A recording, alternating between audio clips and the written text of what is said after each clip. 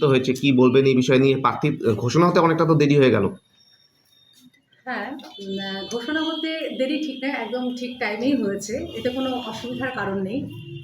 এই জন্য আমি দিল্লি এআইসিসিকে অসংখ্য ধন্যবাদ জানাই এবং রাহুল গান্ধীকে অসংখ্য শ্রদ্ধা জানাই, অধীর চৌধুরীকে এবং সমস্ত এআইসিসি এবং পিসিসির টিমকে আমাকে এই এত বড় একটা গুরু দায়িত্ব, এই নির্বাচনের যে অংশীদার আমাকে করেছে তার জন্য আমি তাদেরকে ধন্যবাদ জানাই। কিভাবে কাজ করবেন? হ্যাঁ, অবশ্যই একদম পুরো উদ্যোগের সঙ্গে, পুরো উদ্যমের সঙ্গে আমরা কাজ করব এবং আমরা অলরেডি কিন্তু শুরু করে দিয়েছি। আমাদের যে কাজকর্মগুলো বিভিন্ন এলাকায় ব্লক স্তর থেকে শুরু করে বিভিন্ন লেভেলে আমাদের কাজগুলো কিন্তু চলছে। দিদি, প্রচারের দিক থেকে তো আপনারা অনেকটা পিছিয়ে, কারণ অন্যান্য সব দলের দেওয়াল লিখন থেকে শুরু করে অনেক দল মনোনয়ন জমা দিয়ে দিয়েছে। সেক্ষেত্রে প্রচারটা কিভাবে করবেন এখন? না দেখুন, এটা দেয়াল লিখন হচ্ছে অনেক জায়গায়, আমিও দেখেছি প্রচার শুরু হয়েছে। তবে যে সময়টা আমরা পাচ্ছি এটার আমরা একদম সদ্ব্যবহার করব। সদ্ব্যবহার করে আমাদের পুরো টিম নিয়ে আমরা আমাদের প্রচার যথেষ্টভাবে আমরা প্রচারটা করব। কোচবিহারে ফরওয়ার্ড ব্লকের প্রার্থী রয়েছে, আপনি কংগ্রেসের প্রার্থী রয়েছেন, কোথাও কি জোটে ফাটল? জোটে দেখুন, বিভিন্ন জায়গায় সম্পূর্ণ স্টেট, ওভারঅল স্টেট যদি আমি বলি, তাহলে সেই জায়গায় জায়গায় জোট অবশ্যই আমাদের আছে। জোট ফরওয়ার্ড ব্লকের সঙ্গে অবশ্যই আমাদের কোনো জোট নেই। বামফ্রন্টের সাথে আছে। হ্যাঁ, সিপিআইএম এর সঙ্গে আমাদের একটা জোট আছে, ফরওয়ার্ড ব্লকের সঙ্গে জোটের কোনো বিষয়ই নেই। এই ক্ষেত্রে ভোটে কি কোনো প্রভাব পড়তে পারে? ভোটে অবশ্যই একটা দিক আছে যে যারা কংগ্রেসের সাপোর্টার, যারা এখানে যেহেতু ফরওয়ার্ড ব্লকের কোনো অস্তিত্বই নেই এবং একটা ন্যাশনাল পার্টি সেটাকে অবশ্যই সাপোর্ট করবে এবং এই যে কংগ্রেসের যে দিকগুলো রয়েছে, যে দিকগুলোকে নিয়ে এই লোকসভার নির্বাচনটা, মানে বিজেপির যে এই যে কুকর্মকাণ্ড এবং তৃণমূলের যে স্টেটে যে কুকর্মকাণ্ডগুলো, সেই বিষয়গুলোর উপরে ভিত্তি করে জনগণ অবশ্যই কংগ্রেসকে ভোটটা দেবেন। দিদি, প্রচারে কি রাখছেন মূলত?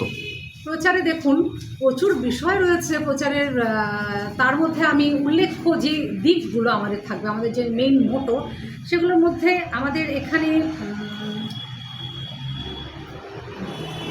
একটা আমাদের এইমসের খুব দরকার, যে মানে হসপিটালিটি, সেটা কিন্তু সেই হসপিটালিটি আমরা কিন্তু পাই না।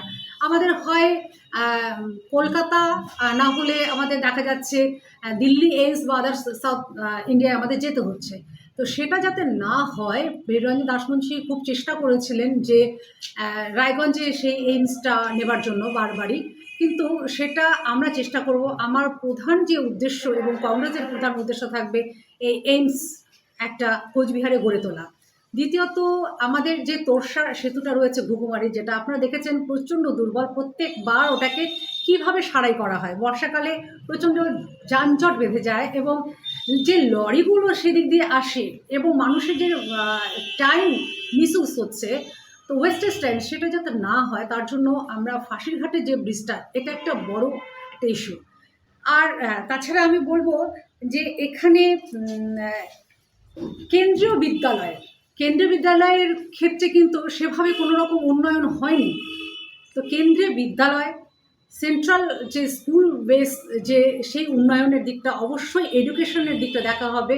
আর অবশ্যই যে তৃণমূলের যে দুরাচারিতার যে দিকটা, আপনাদের মতন এবং আমাদের যে আমার ছোট ভাইয়েরা বোনেরা, আজকে তাদের বয়স পেরিয়ে গেল, তারা কেউ কর্মে নিযুক্ত হতে পারছে না, কোনো রকম সার্ভিস নেই, কোনো রকম জব নেই, রিক্রুটমেন্ট নেই এবং প্রচুর পরিমাণে এই যে লক্ষ্মীর ভাণ্ডারের লোভ দেখানো, এগুলো শুধু একটা মুখোশ পরে মানুষকে ভোট কেনার একটা বাচ্চাকে ললিপপ দেওয়ার মতো করলে তো সেটা হতে পারে না। আমাদের এখানে শ্রমিক ভাইরা বাইরে কাজ করতে যাচ্ছেন, কেন যাচ্ছেন? এটা অতি দুঃখজনক। একটা পরিবার থেকে আপনি 10 দিন বাইরে থাকুন, তো আপনার কি অবস্থা হতে পারে? বাইরে তাদের থাকতে হচ্ছে, বাড়ির বাইরে, সেখানে কস্টিং, সেখানকার সমস্ত কিছু নিয়ে মা বাবা দূরে থাকছেন, সংসার পরিচালনা করতে হচ্ছে। তো এগুলো কি কারণে একটা রাজ্যে এই ধরনের হওয়া অবশ্যই চলে না। এবং বিজেপি যে এই যে ধর্মীয় মেরুকরণ, আমাদের ভারতবর্ষ ধর্মনিরপেক্ষ জায়গা থেকে এই ধর্মীয় মেরুকরণের যে ভীতি মানুষের মধ্যে তৈরি হয়েছে, এই ভীতি অবশ্যই দূর করা এই মুখ্য উদ্দেশ্য হচ্ছে এগুলো। দিদি কতটা ভোট, আপনাদের ভোট আপনারা কতটা নিজেদের ঝুলিতে রাখতে পারবেন? কতটা আশাবাদী? অবশ্যই আশাবাদী, কারণ দেখুন প্রথমত যে নির্ভর করে যে যে কর্মকাণ্ডগুলো হয়েছে তার উপরে। দেখুন উন্নয়নের মুখে কতটা, এর আগে 2019-এর যে প্রতিশ্রুতিগুলো দেওয়া হয়েছিল, মানে আমরা প্রত্যেকে প্রতিশ্রুতি দিয়েছিলাম, যারা আমরা লড়েছি প্রত্যেকটা ক্যান্ডিডেট প্রত্যেকে আশাবাদী ছিল মানুষ, তাই বা যেভাবে হোক না কেন ভোটে যিনি জয়ী হয়েছেন, মানে টু মাচ থার্ড ক্লাস আমি বলবো, টু মাচ করাপশনের দিক থেকে। কারণ কি কোথায় উন্নয়ন, উন্নয়ন কি দেখেছেন আপনারা? শুধু আমি গায়ে হাওয়া লাগিয়ে কটা দিন আমি ঘুরে বেড়ালাম, সেটা তো হয় না। এখানে স্পোর্টস একটা যে কি করবে সেখানে সেটা কিন্তু তিনি করলেন না। একটা মানুষকে আমি তো ম্যাজিক দেখানোর মতো করে সব কিছু করতে পারি না, এটা হচ্ছে প্র্যাকটিক্যাল গ্রাউন্ড। এই প্র্যাকটিক্যাল গ্রাউন্ডে এসে মানে এই ধরনের একটা ফ্লপ এমপি, মানে আনএক্সপেক্টেড। কোচবিহার একটা রাজার রাজবংশী এবং এত যে সময় আমাদের কলকাতা উন্নয়ন ছিল না, সেই সময় আমাদের এই কোচবিহারের ভূমিতে এই ধরনের দুরাচারিতা, এটা একেবারেই জনগণ আমার মনে হয় সহ্য করবে না।